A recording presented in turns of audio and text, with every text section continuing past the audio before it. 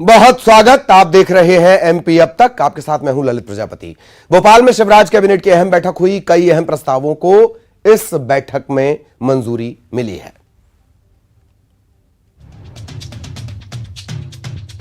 आज शिवराज कैबिनेट की अहम बैठक हुई, जिसमें शिक्षकों के लिए स्थायी तबादला नीति को सरकार ने मंजूरी दी। मध्य प्रदेश में पहली बार सरकारी स्कूल टीचर्स के लिए स्थायी ट्रांसफर पॉलिसी लागू की जा रही है। स्कूल शिक्षा मंत्री इंदर सिंह परमार एक बार इस पॉलिसी के बिंदुओं का परीक्षण कर लें, फिर इसे लागू किया जाएगा।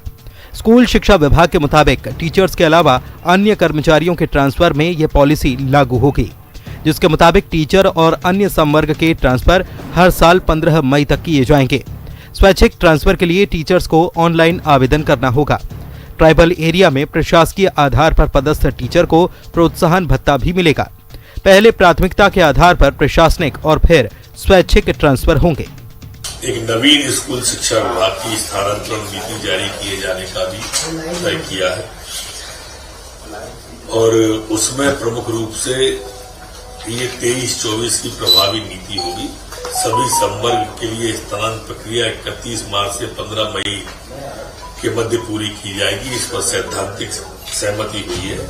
वहीं दूसरे विभागों में टीचर को प्रतिनियुक्ति पर विशेष परिस्थिति में ही भेजा जाएगा। टीचर और प्रिंसिपल को जनप्रतिनिधियों की निजी स्थापना में पदस्थ नहीं किया जाएगा। नए टीचर को ग्रामीण क्षेत्र के स्कूलों में 3 साल की अवधि पूरी करनी होगी। इन टीचर्स को पूरी सर्विस में 10 साल ग्रामीण क्षेत्रों में रहना होगा। उन्हें इसका वचन पत्र भी देना होगा। हालांकि विशेष स्कूलों के लिए चयन परीक्षा से चयनित शिक्षकों को इसमें राहत दी जाएगी। अनुराग श्रीवास्तव, न्यूज़ 18, भोपाल। एमपी में पुलिस ने आतंकियों के मददगारों पर शिकंजा कसा है। बुरहानपुर से खालिस्तानी आतंकियों के मददगार को पुलिस ने गिरफ्तार किया। इधर विदिशा से कुछ संदिग्ध पकड़े गए हैं। खास बात यह, इनके पास से अमेरिकन डॉलर मिला है, ईरानी मुद्रा मिली है और इन्हें हिंदी नहीं आती। बुरहानपुर में खालिस्तानी आतंकियों का मददगार गिरफ्तार हुआ है। गृह मंत्री नरोत्तम मिश्रा ने ये जानकारी दी। उन्होंने बताया कि ये लंबे समय से फरार था। गृह मंत्री ने यह भी कहा कि पूछताछ करने के लिए बाहर से भी पुलिस एमपी आ सकती है। पुलिस की गिरफ्त में आए शख्स ने खालिस्तानी आतंकियों को हथियार की सप्लाई की थी। बुरहानपुर में पुलिस ने हमारी ने एक लंबे समय से फरार जो था आसन सिंह सिकलीकर, जिस पर उस दौर में खालिस्तानियों को हथियार देने का जो आरोप था, उसे गिरफ्तार किया है। बड़ी सफलता है वो पुलिस की। बाहर की भी पुलिस पूछताछ के लिए आ सकती है उससे। वहीं विदिशा के सिरोंज इलाके से पुलिस ने 2 संदिग्ध विदेशी नागरिकों को हिरासत में लिया है। दोनों ईरान के अल गुर्ज के बताए जा रहे हैं। दोनों के पास से अमेरिकन और ईरानी मुद्रा मिली है। सिरोंज में, विदिशा जिले में 2 संदिग्ध व्यक्तियों को हिरासत में लिया है। ये दोनों व्यक्ति न हिंदी जानते हैं और न इंग्लिश जानते हैं। दुभाषीय के माध्यम से डिटेल निकाली जा रही है। अरबी या रशियन जैसी भाषा उनकी लग रही है। जो पासपोर्ट और कागज मिले हैं वो ईरान के अलबुर्ज के हैं। ये अभी जो ध्यान में आया, तेहरान से दिल्ली होते हुए आए हैं। एमपी में एनआईए की छापेमारी के बाद पुलिस आतंकियों को लेकर अलर्ट हो चुकी है और इसी क्रम में आतंकियों के मददगार की गिरफ्तारी की गई है। बुरहानपुर से शारिक अख्तर और विदिशा से भरत राजपूत के साथ शैलेंद्र भदौरिया, न्यूज़ 18, भोपाल। इधर मध्य प्रदेश में मदरसों को लेकर संस्कृति और पर्यटन मंत्री उषा ठाकुर ने बड़ा बयान दिया। उन्होंने कहा कि गलत तरीके से चलने वाले मदरसों को बंद किया जाएगा और जो मदरसे धरातल पर नहीं हैं वो भी बंद होंगे। मैडम, मदरसों के फेक होने का पता चला है, रिपोर्ट आई है भोपाल में कि कई मदरसे जो सिर्फ कागजों पर चल रहे हैं। कार्यवाही होगी और जो धरातल पर नहीं है तो वो सब बंद होंगे। इधर खरगोन हिंसा के मास्टरमाइंड को पुलिस ने गिरफ्तार कर लिया। हिंसा के बाद से ही ये लगातार फरार चल रहा था। इस पर भी 10,000 का इनाम घोषित था।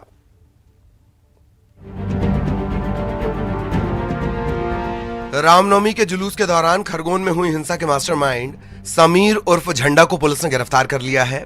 इस पर पुलिस ने 10,000 का इनाम घोषित कर रखा था। पुलिस के मुताबिक NAC वारंट पर इसकी गिरफ्तारी हुई है। मोदी ने एक NAC वारंट जारी किया हुआ था। उसमें टीम को इनपुट मिला था कि ये खरगोन में आने वाला है। इनपुट के आधार पर लेट नाइट इसको कस्टडी में लिया है। NAC वारंट में इसकी अरेस्ट हुई है और इसके बाद इसको जेल में दाखिल किया जा रहा है। वहीं खरगोन हिंसा के मास्टरमाइंड की गिरफ्तारी पर प्रदेश के गृह मंत्री नरोत्तम मिश्रा ने कांग्रेस पर निशाना साधते हुए कहा कि इनके कांग्रेस से संबंध है और जो लोग हम पर उंगली उठाते थे आज उनका चरित्र सबके सामने है। खरगोन दंगों का मास्टरमाइंड कहते थे उसके, और आप ही बता रहे हैं हमें तो कि कांग्रेस की पार्षद है, कांग्रेस के नेता है। इससे कांग्रेस का चरित्र भी आपको समझ में आ रहा है, कैसे लोगों को कांग्रेस पालती पोसती है। आरोपी समीर पर हत्या, अपहरण जैसे 22 आपराधिक मामले दर्ज हैं। बताया जा रहा है कि आरोपी समीर मीर ग्रुप का सक्रिय सदस्य है। खरगोन से आशुतोष पुरोहित के साथ ब्यूरो रिपोर्ट, न्यूज़ 18। और अब बड़ी खुशखबरी, भारत को एक और गोल्ड, कॉमनवेल्थ में एक और गोल्ड मिला है भारत को। ये लॉन बॉल में है, भारत को गोल्ड मिला है। अब तक 4 गोल्ड मिल चुके हैं और लॉन बॉल में दक्षिण अफ्रीका की टीम को हराकर भारतीय टीम ने गोल्ड जीता है। तकरीबन 92 साल के इतिहास में पहली बार लॉन बॉल में गोल्ड। 17-10 से हराकर गोल्ड मेडल अपने नाम भारतीय टीम ने किया है।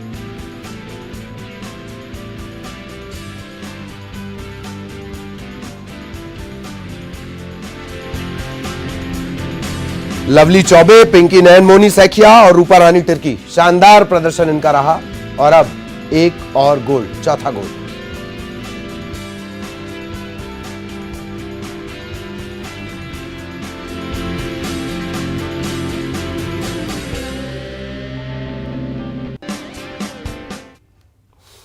जबलपुर में अस्पताल अग्निकांड की जांच तेज हो गई है। सोमवार को न्यू लाइफ मल्टी स्पेशलिटी अस्पताल में आग लगने से 8 लोगों की जान चली गई थी।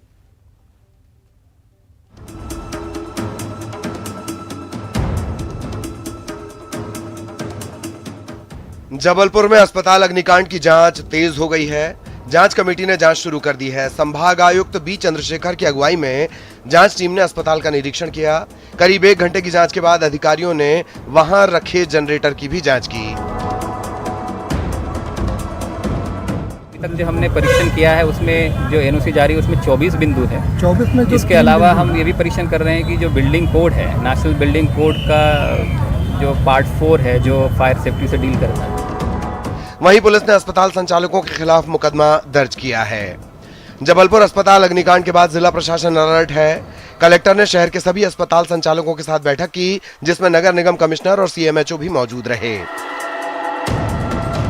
परमिशन नहीं दी जा रही है जिनके पास पॉल्यूशन कंट्रोल बोर्ड का सर्टिफिकेट और फायर NOC उपलब्ध ना हो। अभी भी जो आप देखेंगे पिछले कुछ समय में पहले फायर NOC जब जरूरी नहीं थी तब कुछ अस्पतालों को मंजूरी दी गई थी। उनमें से 6 अस्पतालों की मान्यता हमने पिछले महीने ख़त्म भी कर दी है। तो अब आज की डेट में भोपाल में ऐसा कोई भी अस्पताल नहीं है जिसके पास फायर NOC ना हो। पर फायर NOC और फायर सेफ्टी के साथ जैसा आप जानते हैं कि NOC लेना एक बात है, पर साथ में रेगुलर उसकी रिहर्सल और अभी खुदा न खास्ता कभी ऐसी घटना हो तो उससे किस तरह से हम लोगों का बचाव कर सके उसका प्रशिक्षण भी आवश्यक है। इसलिए इन सब चीज़ों पर दृष्टिगत रखते हुए ये बैठक का आयोजन किया। सोमवार को न्यू लाइफ मल्टी स्पेशलिटी अस्पताल में आग लगने की घटना की जांच के लिए स्वास्थ्य विभाग ने जांच कमेटी का गठन किया था, जिसे 1 महीने के भीतर अपनी जांच रिपोर्ट देनी है। प्रतीक अवस्थी, न्यूज़ 18, जबलपुर। और अब भोपाल से बड़ी खबर मिल रही है। CM शिवराज राजभवन पहुंचे हैं। राज्यपाल से मुख्यमंत्री शिवराज सिंह चौहान ने मुलाकात की है। कई मुद्दों पर बातचीत हो सकती है, इस तरह की जानकारी मिल रही है। राज्यपाल से मुलाकात, राज्यपाल मंगू भाई पटेल से मुलाकात के लिए पहुंचे हैं CM शिवराज सिंह चौहान राजभवन और कई मुद्दों पर बातचीत इन दोनों के बीच होगी, इस तरह की जानकारी आ रही है।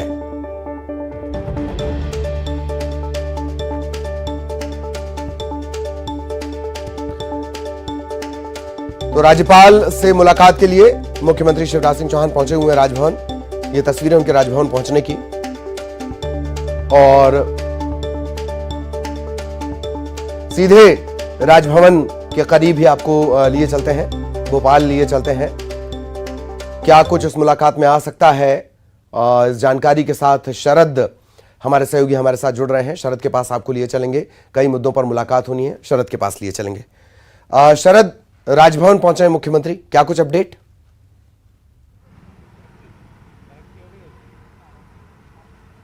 बिल्कुल, देखिए कुछ देर पहले ही मुख्यमंत्री शिवराज सिंह चौहान राजभवन पहुंचे हैं। हम राजभवन के ठीक बाहर मौजूद हैं। यहाँ आप मेरे पीछे देख सकते हैं कि राजभवन की जो सीधी तस्वीरें हैं वो इस वक्त हम आपको दिखा रहे हैं। सुरक्षा व्यवस्था किस तरीके से मुस्तैद है ये तस्वीरों में साफ नज़र आ रहा है। जहाँ तक बात इस मुलाकात के एजेंडे को लेकर है तो अभी तक जो जानकारी आई है उसके मुताबिक शिष्टाचार भेंट ये बताई जा रही है। हाल ही में जो ग्राम सरकार है, नगर सरकार है, उनके जो चुनाव हैं वो संपन्न हुए हैं।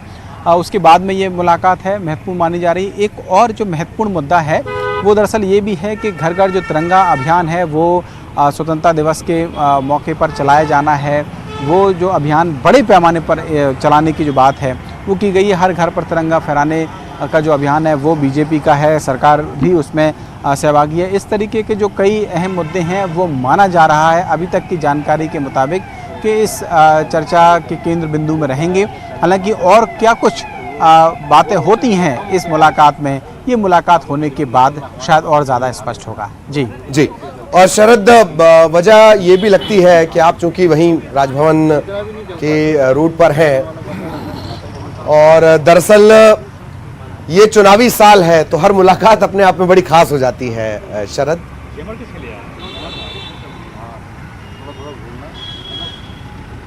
बिल्कुल आपने ठीक कहा है। जब भी इस तरीके की मुलाकातें होती हैं आमतौर पर कहा यही जाता है कि ये शिष्टाचार मुलाकात है, लेकिन उसके बाद कई गहरे मायने भी निकल के सामने आते हैं। निश्चित तौर पर आप जिस ओर इशारा करना चाह रहे हैं उस इशारे में दम हो भी सकती है, क्योंकि पहले ये कहा जा रहा था कि जो विस्तार की बातें हैं मंत्रिमंडल को लेकर, वो क्योंकि नगरीय निकाय के चुनाव आ रहे हैं, पंचायत के चुनाव हैं, तब तक शायद सब कुछ होल्ड रहेगा। लेकिन अब जब सब कुछ निपट गया है, चुनाव भी संपन्न हो गए हैं, तो उसके बाद एक बार फिर से अटकलें तो निश्चित ही लगाई जाएंगी। और जब ऐसी मुलाकातें होती हैं राज्यपाल के साथ में मुख्यमंत्री की, तो फिर इन अटकलों को बल मिलता है। देखना होगा कि क्या वाकई में इस मुलाकात के ऐसे भी कोई मायने हैं। तो ये जब मुलाकात हो जाएगी तो उसके बाद ही बहुत कुछ स्थिति साफ होगी। लेकिन अभी तक के जो जानकारी है उसके मुताबिक ये मुलाकात अभी इस वक्त भी चली रही है जब हम आपसे संवाद कर रहे हैं। बिल्कुल।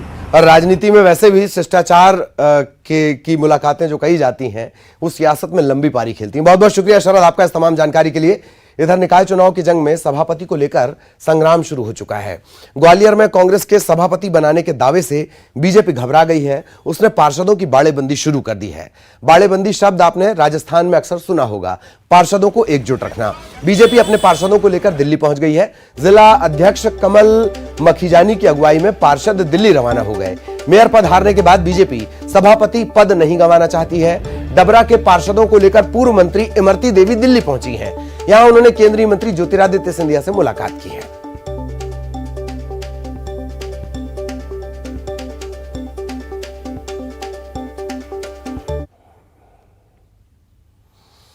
खरगोन में कार में आग लग गई और देखते ही देखते ये कार जलकर खाक हो गई।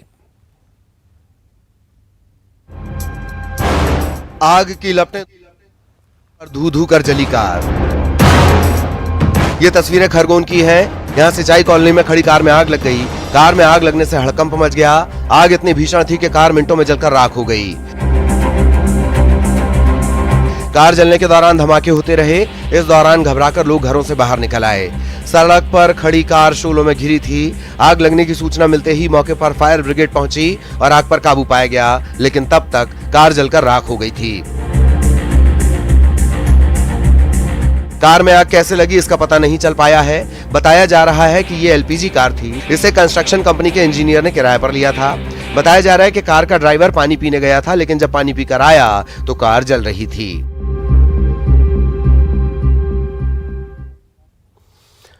इधर ग्वालियर में उस वक्त एक बड़ा हादसा टल गया जब बुंदेलखंड एक्सप्रेस के एसी कोच में अचानक आग लग गई। दरअसल ग्वालियर से आ रही बुंदेलखंड एक्सप्रेस जब बिरला नगर स्टेशन के यार्ड पर खड़ी थी, उसी दौरान एसी कोच में अचानक धुआं उठने लगा। गनीमत यह रही कि रेलवे के फायर फाइटर्स की टीम और दमकल समय रहते यहां पहुंचे, आग पर काबू पा लिया गया, वरना बड़ा हादसा हो सकता था। सूचना प्राप्त होते ही तत्काल यहाँ हेडक्वार्टर से 2 गाड़ियाँ रवाना की गई। सूचना मिलते ही जब गाड़ी में देखा गया तो एसी ड्यू टू एसी से शॉर्ट सर्किट के कारण आग लगी थी, चिंगारी उठी थी, जो संभवतः है अगर थोड़ी देर हो जाती तो बढ़ जाती, लेकिन बढ़ने की स्थिति में आधी गाड़ी पानी फायरिंग करके आग को पूर्ण रूप से बुझा लिया गया। इसमें कोई जनहानि नहीं हुई, ना कोई हताहत हुई। निजी स्कूलों की मनमानी जगजाहिर है, लेकिन अब ये निजी स्कूल संवेदनहीन होते जा रहे हैं। निरंकुश निजी स्कूलों की संवेदनहीनता का ऐसा ही मामला अशोकनगर में देखने को मिला, जहां शारीरिक रूप से अक्षम एक बच्ची को स्कूल से निकाल दिया गया। आफरीन नाम की ये बच्ची चल फिर नहीं सकती। आफरीन के परिजनों ने कई स्कूलों के चक्कर लगाए, लेकिन कहीं एडमिशन नहीं मिला। थक हार कर वो जनसुनवाई में पहुंचे। एडीएम ने स्कूल प्रबंधन के नाम पत्र लिखा है और दाखिला देने का आदेश दिया है।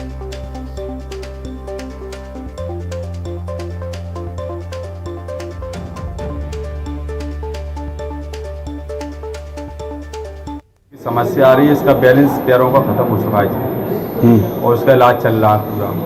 और स्कूल में पढ़ती है सेंट थॉमस स्कूल में, जब सही है थी, और दूसरी क्लास तक इसने स्कूल में पढ़ा है सेंट थॉमस में। और अब अपन वापस गए थे ना तो वे कह रहे अब नहीं ले रहा है। क्या कारण बता रहे हैं? इसका कारण बता रहे चल नहीं पाती। एक आफरीन नाम की बच्ची आई थी जो शारीरिक रूप से दिव्यांग थी। उसके एडमिशन को लेकर उसके पिता की समस्या थी कि इसका एडमिशन स्कूल वाले नहीं ले रहे थे। हमने उसका एडमिशन के लिए डीओ को बोला है और हम उसका एडमिशन भी करवाएंगे। बड़वानी के सकराली में टीचर्स ने स्कूल में अपनी गृहस्थी बसा ली। इससे छात्र छात्राओं को मुश्किलों का सामना करना पड़ा। छात्रों की शिकायत के बाद शिक्षकों पर कार्रवाई हुई। बिस्तर, बर्तन, राशन, मुर्गी और खरगोश का पालन, गृहस्थी का पूरा इंतजाम। ये नजारा किसी घर का नहीं, स्कूल का है। ये तस्वीरें बड़वानी के पानसेमल के सकराली में स्थित स्कूल की हैं। स्कूल शिक्षा का मंदिर होते हैं, लेकिन यहां शिक्षक ने स्कूल को अपना आशियाना बना लिया, स्कूल में ही घर बसा लिया। मामले की शिकायत मिलने पर बीईओ स्कूल पहुंचे, जिसके बाद सहायक आयुक्त को भी मामले की जानकारी दी गई। स्कूल में गृहस्थी बसाने पर 2 शिक्षकों को निलंबित किया गया है, जबकि गुरुजी को बर्खास्त करने का आदेश जारी किया गया। जिले में शिक्षा का हाल बेहाल है। स्कूल में कहीं घर बसाया जा रहा है तो कहीं स्कूल जाने के लिए रास्ता ही नहीं। ये तस्वीरें पानसेमल के ही मलफा की हैं। यहाँ स्कूल तक जाने का रास्ता जर्जर है। छात्रों को कीचड़ से सराबोर रास्ते से होकर स्कूल जाना पड़ता है, जिससे छात्रों के जूते और कपड़े गंदे होते हैं। लेकिन इसे पहनकर ही छात्रों को स्कूल में घंटों बैठे रहना पड़ता है। स्कूल के प्रिंसिपल का कहना है कि पीएचई ने यहाँ पाइप डाला था, इसके बाद से रोड खस्ता हाल है। इस मामले की जानकारी कई बार अधिकारियों को दी गई, लेकिन रोड की मरम्मत नहीं की गई। ऐसे में छात्र इसी रास्ते से होकर स्कूल जाने को मजबूर हैं। आज नागपंचमी है और इस मौके पर उज्जैन के नागचंद्रेश्वर मंदिर में श्रद्धालुओं का तांता लगा हुआ। साल में एक बार ही नागचंद्रेश्वर मंदिर के पट खुलते हैं। नागचंद्रेश्वर भगवान की जय।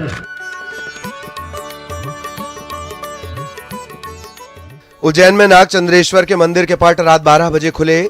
महाकाल मंदिर स्थित पंचायती महानिर्वाणी अखाड़े के महंत विनीत गिरी महाराज ने मध्य रात्रि में नागचंद्रेश्वर का पूजन अभिषेक किया। इस दौरान कृषि मंत्री कमल पटेल और उच्च शिक्षा मंत्री मोहन यादव और प्रशासनिक अधिकारी मौजूद रहे। नागचंद्रेश्वर मंदिर साल में सिर्फ नागपंचमी के दिन ही 24 घंटे के लिए खुलता है। भक्तों को नागचंद्रेश्वर की दुर्लभ प्रतिमा के दर्शन होते हैं। शेषनाग की गोद में शिवजी का पूरा परिवार विराजमान है। इस प्रतिमा के दर्शन करने के लिए लाखों श्रद्धालु दर्शन के लिए साल भर इंतजार करते हैं। महाकाल मंदिर में स्थित परमार कालीन भगवान शिव, मां पार्वती के साथ भगवान गणेश की दुर्लभ प्रतिमा है। नागचंद्रेश्वर की मूर्ति में छत्र के तौर पर नाग का फन फैला हुआ है। नागपंचमी के दिन इस प्रतिमा के दर्शन के बाद ही श्रद्धालु नागचंद्रेश्वर के दर्शन करते हैं। श्रावण मास के शुक्ल पक्ष की पंचमी के दिन मंदिर के पट खुलने की परंपरा प्राचीन काल से चली आ रही है। प्रसिद्ध श्री महाकालेश्वर मंदिर के शिखर पर नागचंद्रेश्वर हैं, तो नीचे भगवान ओंकारेश्वर का मंदिर है। इसके बाद भगवान महाकालेश्वर हैं। मान्यता है कि परमार राजा भोज ने इस मंदिर का निर्माण करवाया था। इसके बाद सिंधिया घराने के महाराज राणोजी सिंधिया ने महाकाल मंदिर का जीर्णोद्धार करवाया था। बताया जाता है कि दुर्लभ प्रतिमा नेपाल से लाकर मंदिर में स्थापित की गई थी। भक्त श्रद्धा के साथ भगवान के दर्शन के लिए आते हैं।